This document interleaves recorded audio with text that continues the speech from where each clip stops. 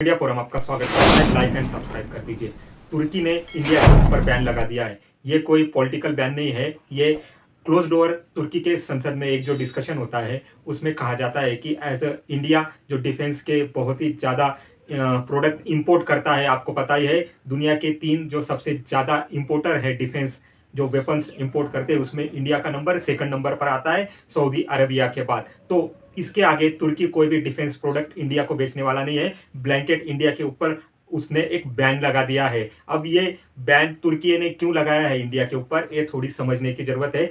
आपको सबसे पहले समझना होगा कि पिछले 15-20 साल से तुर्की में रिसेप तैयब एर्दोगान, ये जो तुर्की के राष्ट्रपति है, इनका शासन चल रहा है। अब ये जो एर्दोगान है, इनकी पॉलिटिक्स आपको थोड़ी समझने की जरूरत है। एर्दोगान की जो पॉलिटिक्स है वो प्रो इस्लामिस्ट है। बहुत ही ज़्यादा इन्होंने तुर्की का इस्लामाइजेशन किया है। जब से ये पॉलिटिक्स में आए हैं, इस्लाम को एज अ टूल करके उन्होंने तुर्की में पॉलिटिक्स की हुई है। तो और साथ ही साथ उन्होंने जो तुर्की का ओटोमन एम्पायर था जो डिस्ट्रॉय हो गया, जो फ्रांस और इंग्लैंड ने मिलकर जिसको ओटोमन एम्पायर को तोड़ दिया था, उस ओटोमन एम्पायर को फिर से एक बार रिवाइव करने के सपने एर्दोगान तुर्की के जनता को दिखाते हैं। जो ओटोमन एम्पायर था वो कहाँ सिचुएटेड था, मैं आपको मैप में दिखा देता हूँ। ये जो ओटोमन एम्पायर है ये अरबियन नेशन से लेके ईरान तक और अफ्रीका तक फैला हुआ था। ये जो इतना बड़ा ओटोमन एम्पायर था, इसके सपने तुर्की को जनता को रिसेप तैयब एर्दोगान की तरफ से दिखाए जा रहे हैं। इसकी वजह से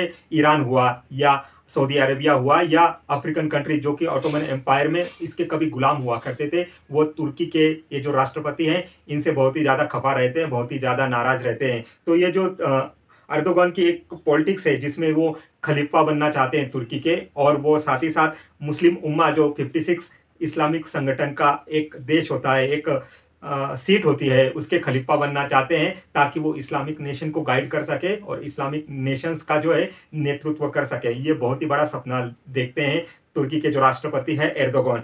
इसकी वजह से कभी कभी उनके जो कन्फ्लिक्ट हैं वो कभी सऊदी अरेबिया से होते हुए दिखाई देते हैं, तो कभी वो इस्लामिक वर्ल्ड से उनके कन्फ्लिक्ट होते हुए दिखाई देते हैं। तुर्की की जोग्राफिकल लोकेशन ऐसी है कि वो एशिया और यूरोप के एकदम बीचों बीच बसता है, ट्रांजिट पॉइंट पर बसा हुआ है।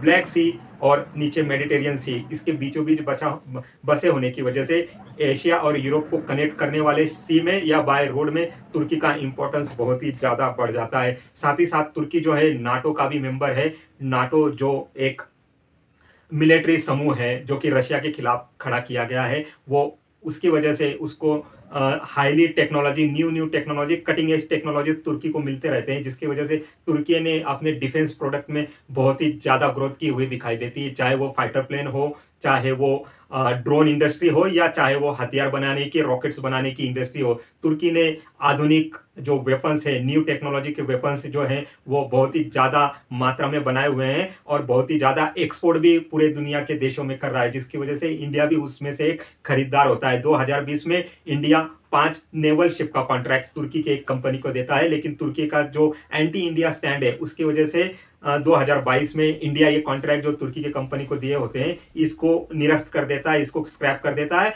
और हिंदुस्तान शिपयार्ड को कॉन्ट्रैक्ट दिया जाता है कि हिंदुस्तान शिपयार्ड जो है मेक इन इंडिया, आत्मनिर्भर भारत के प्रोडक्ट के अंदर, लॉन्च के अंदर ये जो 5 शिप्स जो बनाई जाने वाली हैं वो इंडिया के अंदर ही बनाई जाए। ये जो शिप्स हैं, ये शिप्स जो हैं बहुत ही उन्नत टेक्नोलॉजी से डेवलप की जाने वाली हैं, क्योंकि ये शिप जो है, जो बड़ा एयरक्राफ्ट कैरियर गुजरता है या बड़ी नेवी की शिप गुजरती है, इनको लॉजिस्टिक सपोर्ट प्रोवाइड करेगा। साथ ही साथ ह्यूमैनिटेरियन क्राइसिस अगर ओशियन में क्रिएट होता है तो उसके लिए भी निपटने के लिए ये जो 5 स्लेट टेक्नोलॉजी से शिप जो बनाई जा रही हैं इंडिया की तरफ से, वो 5 शिप का कॉन्ट्रैक्ट जो है अब तुर्की की कंपनी से हटा के इंडिया की हिंदुस्तान शिपयार्ड को दे दिया गया है। इसकी वजह से तुर्की को खासी मिर्ची लगी हुई है, तुर्की एक खासा इंडिया से नाराज है। अब हम देखते हैं कि तुर्की का इंडिया से असल में पंगा लेने का क्या रीजन हो सकता है। जब इंडियन गवर्नमेंट ने 2019 में आर्टिकल 370 कश्मीर से हटाया, तब से ही हम देखते हैं कि तुर्की जो है इंडिया के खिलाफ बहुत ही ज़्यादा वोकल होके यूनाइटेड नेशन में या इस्लामिक कंट्री में इंडिया के खिलाफ जम्मू कश्मीर की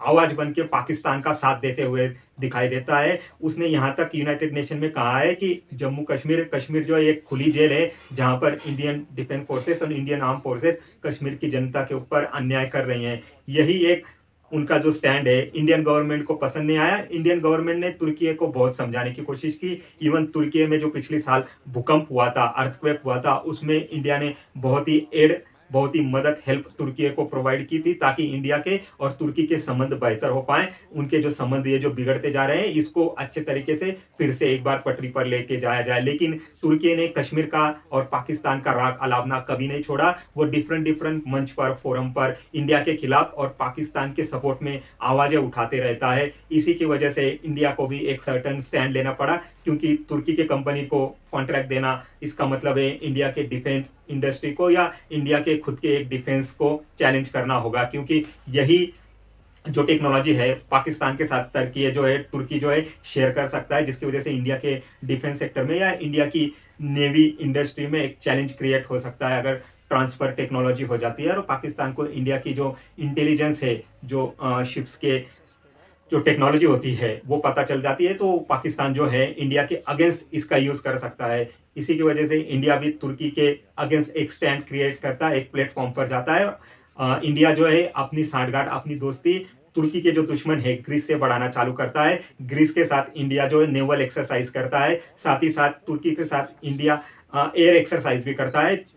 ग्रीस का ही एक जो देश है, ग्रीस के नीचे ही जो है मेडिटेरियन सी में साइप्रस कहा जाता है, जिसको 1974 में साइप्रस का लगभग 35 से 40% हिस्सा जो था तुर्की ने इनलीगली कब्जा करके रखा हुआ है। इंडिया उसके अगेंस्ट स्टैंड लेता है और पूरा साइप्रस एक ही देश है जो साइप्रस गवर्नमेंट के अंडर आता है। इंडिया ये बार बार होकल होके वहां पर बताता है। Recently prime minister Narendra Modi ने साइप्रस और तुर्की में भी, ग्रीस में भी विजिट किया था और इंडिया का जो स्टैंड है वो एकदम क्लियर कर दिया गया था। इसके अलावा इंडिया जो है तुर्की का पड़ोसी देश आर्मेनिया, इसको भी हथियार प्रोवाइड कर रहा है। आपको पता होगा कि 2020 में ही आर्मेनिया और अजरबैजान का एक भीषण युद्ध हुआ था, जिसमें आर्मेनिया अपना बहुत सारा पार्ट जो है वो अजरबैजान के हाथ में हरा देता है। उसके बाद ही आर्मेनिया के युद्ध में इंडिया की एंट्री होती है। इंडिया ने अपने ढेर सारे वेपन से, साथी रडार वेपन हुआ या फिर पिनाका रॉकेट सिस्टम हुआ, ये सारे वेपन्स आर्मेनिया को दिए हुए हैं ताकि वो अजरबैजान से उसको जो सिक्योरिटी थ्रेट, एक चैलेंज क्रिएट हो रहा है, उससे निपटा जा सके।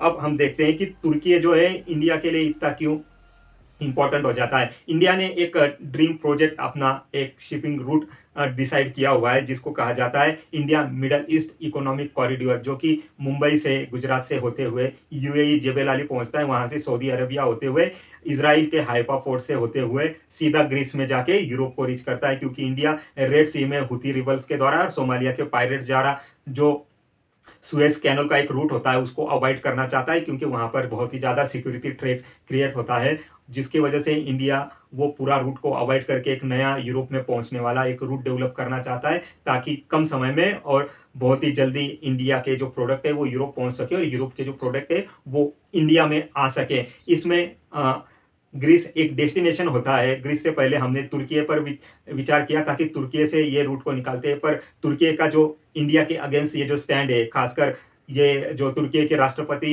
एर्दोगान, इनकी पॉलिटिक्स जो है एंटी इंडिया है, इसकी वजह से हम लोग तुर्की को अवॉइड करके सीधा हाइफा पोर्ट के बाद इस रूट को ग्रीस में ले जाते हैं और ग्रीस के बाद ये इटली होते हुए पूरा यूरोप को ये रूट कवर करने वाला है। अब तुर्की जो है वो इंडिया के जो टूरिस्ट है उनके लिए बहुत ही फेवरेट डेस्टिनेशन है। इंडिया से बहुत ज़्यादा टूरिस्ट जो है तुर्की में घूमने जाते हैं और वेडिंग सीजन में, शादी के सीजन में बहुत ही ज़्यादा इंडिया के जो हाई प्रोफाइल लोग हैं वो शादी करने के लिए डेस्टिनेशन के तौर पर तुर्की को बहुत ही ज़्यादा चुनते हैं। तो आने वाले समय में इंडिया और तुर्की के जो रिलेशन है वो और भी ज़्यादा खराब होते हुए दिखाई देंगे, क्योंकि तुर्की ने अपना नेक्सेस जो है अजरबैजान और पाकिस्तान के साथ एक अच्छे तरीके से बिल्ड किया हुआ है। पाकिस्तान को डिफेंस रिलेटेड प्रोडक्ट बेच रहा है, टेक्नोलॉजी ट्रांसफर कर रहा है, ड्रोन दे रहा है और पाकिस्तान के आर्मी को नए नए जो वेपन से उसको सप्लाई कर रहा है। तो इंडिया को भी इसके अगेंस्ट स्टैंड अप करना होगा और इंडिया को ये जो नेक्सेस बना है तुर्की, अजरबैजान और पाकिस्तान का, इसके खिलाफ एक अपना नया नेटवर्क ग्रीस,